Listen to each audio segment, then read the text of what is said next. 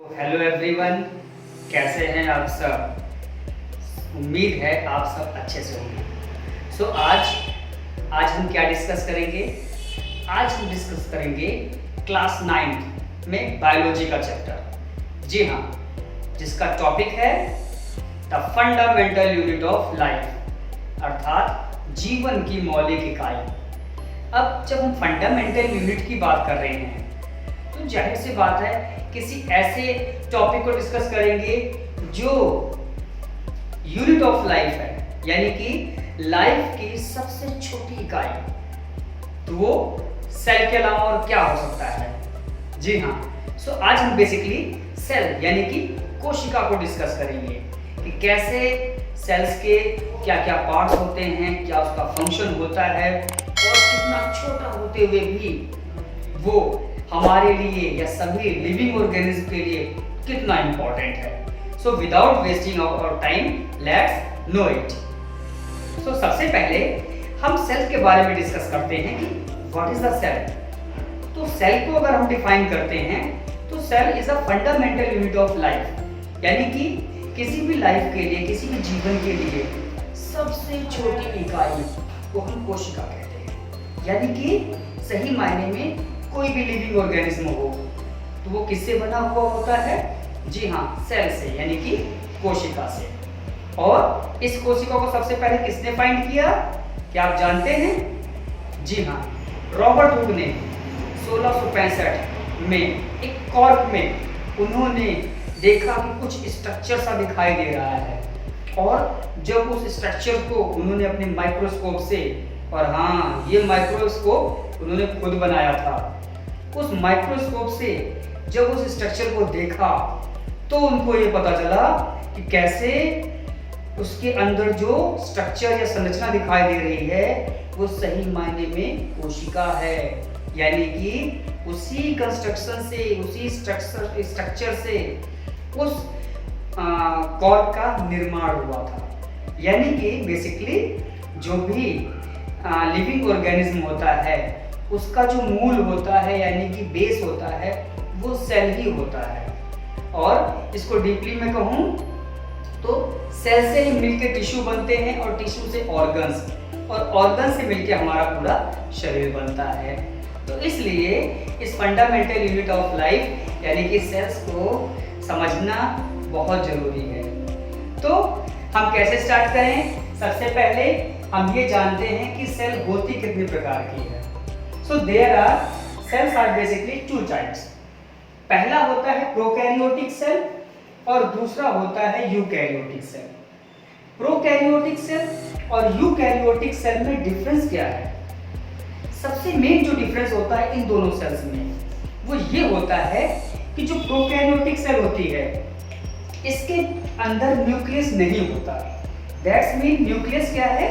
Nucleus एक तरीके से एक सेल का ऑर्गेनेल्स होता है। ऑर्गेनेल्स का मतलब होता है उसका पार्ट होता है जो कि सेल मेम्ब्रेन से, या जिसको हम कोशिका झिल्ली भी कहते हैं या न्यूक्लियस मेम्ब्रेन भी कह सकते हो, उससे कवर्डेड होता है और उससे कवर्ड होने की वजह से ही वो दिखता है।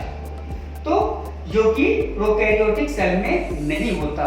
जबकि वहीं अगर हम बात करते हैं यूकैरियोटिक सेल यानी कि यूकैरियोटिक कोशिका की, तो उसमें कोशिकांग के रूप में जो केंद्रक होता है यानी कि न्यूक्लियस होता है वो आइडेंटिफाइड होता है, और वो जो है वो सेल में होने वाले सभी फंक्शन को कंट्रोल करता है, राइट। क्योंकि न्यूक्लियस का काम क्या होता है, सही मायने में सेल के अंदर होने वाले फंक्शन को कंट्रोल करना। जैसे हमारी बॉडी में हमारा ब्रेन पूरी बॉडी फंक्शन को कंट्रोल करता है, वैसे न्यूक्लियस को हम और आगे डीपली अभी आगे टॉपिक्स में कवर करेंगे।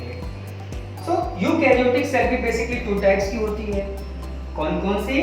पहला होता है प्लांट सेल और दूसरा होता है एनिमल सेल। अब नाम से तो आपको पता चल ही गया होगा कि प्लांट सेल का मतलब क्या है और एनिमल सेल का मतलब है। जी हाँ, प्लांट सेल का मतलब होता है कि वो सेल्स जो प्लांट्स में पाई जाती है, यानी कि हमारे आसपास जितने भी पेड़ पौधे होते हैं, चाहे घास हो, वो उन सभी में जो भी सेल्स होती हैं उन सेल्स को हम प्लांट सेल यानी कि हिंदी में पादप कोशिका कहते हैं। और वही जितने भी एनिमल्स होते हैं इंक्लूडिंग ह्यूमन बीइंग भी एनिमल्स होते हैं। तो यानी कि चाहे वो ह्यूमन बीइंग्स हो, चाहे बैक्टीरिया हो, चाहे एक रेंगने वाला छोटा सा कीड़ा भी क्यों ना हो, वो सब एनिमल्स होते हैं और एनिमल की कैटेगरी में आते हैं। इसलिए उनका जिस सेल से निर्माण हुआ है, यानी कि अगर हम लोग जिस सेल से मिलके बने हुए हैं उस सेल्स को हम एनिमल सेल कहते हैं, राइट। तो ये तो मैंने आपको बताया सेल्स के टाइप्स।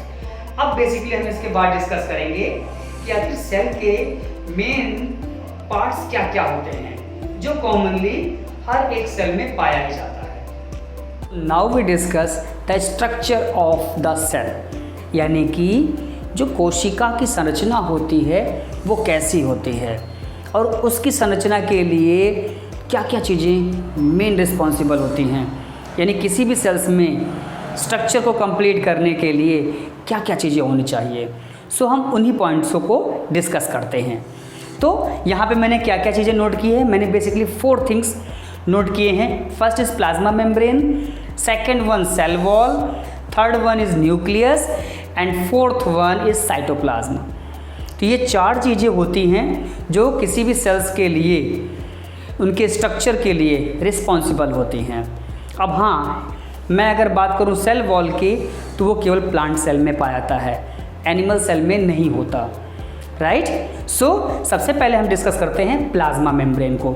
सो प्लाज्मा मेम्ब्रेन क्या होता है? प्लाज्मा मेम्ब्रेन किसी भी सेल के ऊपर एक तरीके से आउटर लेयरिंग होती है, यानी कि किसी भी सेल्स के ऊपर जो बाहर की परत होती है वो सेल मेम्ब्रेन या प्लाज्मा मेम्ब्रेन उसको हम कहते हैं, जो कि प्रोटीन की बनी हुई होती है, राइट। और इसीलिए इसको हिंदी में हम प्लाज्मा झिल्ली भी कहते हैं। झिल्ली यानी कि पिन्नी, जैसे प्लास्टिक में आप लोगों ने झिल्ली वगैरह वर्ड सुना हुआ हो। सो ये प्लाज्मा मेम्ब्रेन सही मायने में सेल्स को प्रोटेक्ट करती है। किस चीज़ से प्रोटेक्ट करती है? आउटर एटमॉस्फेयर से, यानी सेल के बाहर का जो एटमॉस्फेयर है उसमें बहुत सारे जो हार्मफुल सब्सटेंस होते हैं उनसे प्रोटेक्ट करती है। और इसके साथ साथ में वो ट्रांसपोर्ट करती है। ट्रांसपोर्ट का मतलब क्या हुआ? जब हम ट्रांसपोर्ट की बात करें मतलब कुछ आता होगा कुछ जाता होगा। यस, बेसिकली अगर जितने भी न्यूट्रिएंट्स होते हैं वो न्यूट्रिएंट्स सेल के अंदर आते हैं, तो जब कुछ आता है तो कुछ जाता भी होगा। तो क्या जाता है? बेसिकली सेल के अंदर जो भी टॉक्सिक मटेरियल जनरेट होता है, टॉक्सिक को अगर हम कहें तो जहरीला भी कह सकते हैं, विषैला भी कह सकते हैं, वो चीज़ें बाहर जाती हैं। तो इस तरीके से ट्रांसपोर्ट यानी कि आना, किस चीज़ का आना? न्यूट्रिएंट्स का, और जाना टॉक्सिक मटेरियल का, ये सारा कंट्रोलिंग जो है वो प्लाज्मा मेम्ब्रेन करता है। और वहीं अगर हम बात करते हैं शेप की, शेप का मतलब ये हो गया कि बेसिकली किसी भी सेल्स का जो शेप होता है उस शेप को मेंटेन करना प्लाज्मा मेम्ब्रेन का काम होता है, क्योंकि प्लाज्मा मेम्ब्रेन ही सेल के शेप को मेंटेन करते हैं और उसको एक आउटर प्रोटेक्शन भी देती है। Now we discuss about the cell wall.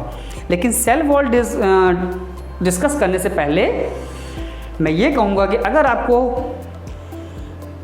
समझ में आ रहा है तो वीडियो को लाइक और शेयर ज़रूर करना, और पहली बार देख रहे हैं तो मेरे चैनल को सब्सक्राइब करना और बेल आइकन को प्रेस करना, जिससे कि जैसे ही मैं नया वीडियो डालूं सबसे पहले आपको उसका नोटिफिकेशन मिले। सो सेल वॉल, मैंने स्टार्टिंग में ही कहा कि ये जो सेल वॉल है केवल किस में पाया जाता है? प्लांट सेल में। सो प्लांट सेल में है। और कोशिका भित्ति, इसको ज़्यादा मैं डीपली डिफाइन ना करूँ, बहुत सिंपल तरीके से डिफाइन करूँ अगर नाम के अकॉर्डिंग ही, तो क्या है ये? दीवार। ये ऐसी दीवार होती है किसी भी प्लांट्स के लिए जो अंबुजा सीमेंट की दीवार से भी ज़्यादा मजबूत होती है। कैसे? क्योंकि ये जो सेल वॉल होते हैं वो बनी हुई होती है सेल्यूलोज की, और सेल्यूलोज काफ़ी कॉम्प्लेक्स सब्सटेंस होता है, यानी कि जटिल पदार्थ होता है। वो जल्दी डाइजेस्ट भी नहीं होता, जल्दी टूटता भी नहीं है। शायद इसीलिए लकड़ियाँ काफ़ी मजबूत होती हैं। और पेड़ जितने भी होते हैं ना, वो ठंडी हो या गर्मी हो, बरसात हो, उनको कपड़ों की ज़रूरत नहीं पड़ती, ठंडी हो में रजाई की ज़रूरत नहीं पड़ती है। लेकिन हमारी स्किन को पड़ती है, हमें कपड़े पहनने पड़ते हैं, ठंडियों में और ज़्यादा कवरिंग करनी पड़ती है। क्यों? क्योंकि एनिमल सेल में केवल प्लाज्मा मेम्ब्रेन होता है, बट प्लांट्स में प्लाज्मा मेम्ब्रेन के ऊपर सेल वॉल की कवरिंग होती है और इसीलिए वो काफ़ी सेफ होते हैं। ठीक है, तो ये सेल वॉल जो होता है बेसिकली स्ट्रक्चर को भी मेंटेन करता है प्लांट सेल के, यानी उसकी संरचना को, और उसके साथ साथ में उसके अंदर जो भी ऑर्गेनेल्स होते हैं उनको सपोर्ट और उनको प्रोटेक्शन देता है। प्रोटेक्शन किस चीज़ से?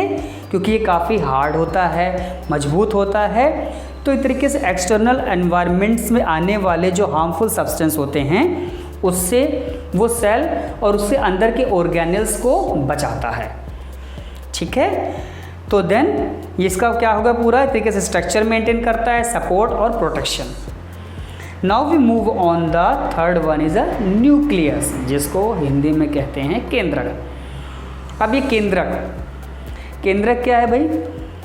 केंद्रक यानी कि केंद्र में पाए जाने वाला। तो ये एक ऐसा पार्ट होता है सेल का जो उसके सेंटर में होता है, और सेंटर में रहने वाला तो पूरे एरिया को कंट्रोल करके रखता है। जी हाँ, ठीक वैसे ही जैसे हमारा दिमाग, जो हमारा ब्रेन होता है, वो हमारी बॉडी में होने वाले सभी फंक्शन को क्या करता है? कंट्रोल करके रखता है। ऐसे ही न्यूक्लियस भी सेल्स में होने वाली सभी रिएक्शंस को, अभिक्रियाओं को, जो भी फंक्शंस होते हैं उन सब फंक्शन को कंट्रोल करता है, और इसके साथ साथ में सेल डिवीज़न को भी कंट्रोल करता है। अब सेल डिवीज़न क्या है? Cell division is also type of a reproduction of a new cell, क्योंकि ये जो नई सेल बनती है, जो उनका जनन होता है, वो सही मायने में सेल डिवीज़न होता है, और इस सेल डिवीज़न को न्यूक्लियस कंट्रोल करता है। और इसके साथ साथ में इसमें डीएनए, आरएनए और राइबोसोम भी पाए जाते हैं। अब ये डीएनए, आरएनए, राइबोसोम क्या हैं? तो मैं आपको इतना ही बता दूं कि इस डीएनए और आरएनए के थ्रू जेनेटिक इन्फॉर्मेशन को एक जनरेशन से दूसरी जनरेशन तक पहुंचाता है। यानी कि अभी इसको हम आगे डीपली डिस्कस करेंगे, बट अगर मैं बिल्कुल शॉर्ट में कहूँ तो जैसे हमारे जो फेसेस होते हैं, या तो हमारे मम्मी से मिलते हैं तो हमारे पापा से मिलते हैं, तो ये पापा से और मम्मी से मिलने वाली जो कैरेक्टरिस्टिक्स होती है या कैसे होता है, ये सारी चीज़ें कौन कॉपी करता है? वो डीएनए करता है, क्योंकि इसका अपना एक जेनेटिक मटेरियल होता है ये, जो कि इन्फॉर्मेशन को एक जनरेशन से दूसरे जनरेशन में भेजता है। तो ये पूरा फंक्शन होता है न्यूक्लियस का, यानी कि केंद्रक का। इसके बाद अगर हम डिस्कस करें साइटोप्लाज्म, साइटोप्लाज्म को हिंदी में कहते हैं कोशिका द्रव्य, यानी कि एक तरीके से सेल्स के अंदर पाया जाने वाला लिक्विड होता है। अब जैसे अगर हम अपनी बॉडी की बात करें तो हमारी बॉडी में भी एक लिक्विड पाया जाता है जो रेड कलर का होता है। आई होप आप समझ गए होंगे। जी हाँ, मैं ब्लड की बात कर रहा हूँ। सो ब्लड भी क्या है, एक तरीके से लिक्विड होता है और हमारी पूरी बॉडी में भरा हुआ होता है, और कहीं से भी अगर हम कट लगाएं अपनी बॉडी में तो ब्लड निकलता ही निकलता है। बट ब्लड का फंक्शन क्या होता है? ब्लड को फंक्शन होता है कि सारे अंगों में, शरीर के अंगों में न्यूट्रिशन पहुंचाना, और जितना भी टॉक्सिक मटेरियल होता है उसको बाहर निकालना, यानी ट्रांसपोर्टेशन, रिस्पायरेशन। आपने देखा होगा कि हम सांस लेते हैं तो सांस में क्या करते हैं? ऑक्सीजन को इनहेल करते हैं और कार्बन डाइऑक्साइड को एक्सहेल करते हैं। तो ये जो एक्सचेंजिंग होता है वो किसके थ्रू होता है? बेसिकली ब्लड ही ऑक्सीजन को बॉडी के हर एक सेल्स तक पहुंचाता है, और हर एक सेल्स में बनी हुई कार्बन डाइऑक्साइड को लाता है। हालांकि उसको एक्सचेंज हमारा जो है वो लंग्स करते हैं, उसको हम आगे कवर अप करेंगे कि कैसे करते हैं। सो इसका काम क्या होता है? Support to organelles.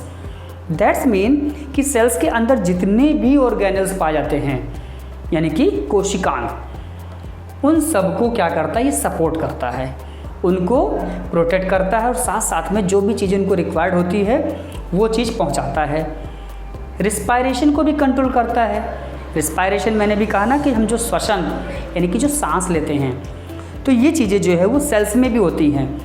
क्यों होती हैं भाई? अरे हमने चैप्टर के स्टार्टिंग में ही बताया था कि इसका चैप्टर का टॉपिक क्या था, फंडामेंटल यूनिट ऑफ लाइफ। यानी कि वो फंडामेंटल यूनिट ऑफ लाइफ तभी तो होगा कि एक लिविंग थिंग्स के अंदर जो रिएक्शंस होते हैं, जो अभिक्रियाएं होती हैं, वो सब सेल के अंदर होता है। तो वही चीज़ हम रिपीट करते हैं, क्योंकि हम भी तो जीवित हैं, हम भी एक लिविंग ऑर्गेनिज्म हैं, और सेल भी एक लिविंग ऑर्गेनिज्म ही होता है, तभी तो उसका पार्ट है, तभी तो हमारा पार्ट है ये। और इसके साथ साथ में साइटोप्लाज्म में ही प्रोटीन का सिंथेसिस होता है, यानी कि संश्लेषण। प्रोटीन का भी निर्माण एक तरीके से साइटोप्लाज्म में होता है, उसको सिंथेसिस वहीं पे किया जाता है। तो ये जो होता है मेन फंक्शन होता है साइटोप्लाज्म का। अब साइटोप्लाज्म में बहुत सारे ऑर्गेनल्स भी आते हैं, ये मैंने लिखा है यहाँ पे, सपोर्ट टू ऑर्गेनल्स। अब ये ऑर्गेनल्स क्या होते हैं? ऑर्गेनल्स हमारे सेल्स में ही, यानी कि हर एक सेल्स के अंदर पाए जाने वाले ऐसे छोटे छोटे उसके पार्ट्स होते हैं, उसके छोटे छोटे अंग होते हैं, जो तरह तरह के फंक्शन को ऑपरेट करते हैं, तरह तरह के काम करते हैं। जैसे हमारे शरीर में कितने सारे अंग हैं, स्टमक अपना काम करता है, इंटेस्टाइन अपने काम करता है, आइज़ अपने काम करते हैं, स्किन अपना काम करता है। तो हर एक ऑर्गेनल्स का एक फंक्शन होता है। वैसे ही साइटोप्लाज्म में, यानी कि एक सेल के अंदर, जो साइटोप्लाज्म के अंदर एक ऑर्गेनल्स होते हैं, बहुत सारे होते हैं, वो क्या क्या फंक्शन करते हैं। अगर आप इसको जानना चाहते हैं तो इसके लिए स्टे ट्यून, आपको वेट करना पड़ेगा, और इसको मैं अपने नेक्स्ट वीडियो में कवर करूँगा। जी हाँ, और उसको देखने के लिए चैनल को लाइक, सब्सक्राइब और शेयर ज़रूर करना। और हाँ, सब्सक्राइब ज़रूर करना भाई, क्योंकि सब्सक्राइब करोगे तभी जब मैं ऑर्गेनल्स का वीडियो डालूँगा तो आपको उसका नोटिफिकेशन मिलेगा। सो वेट कीजिए, बहुत जल्दी मैं इसका सेकंड वीडियो भी अपलोड करता हूँ। Thank you so much.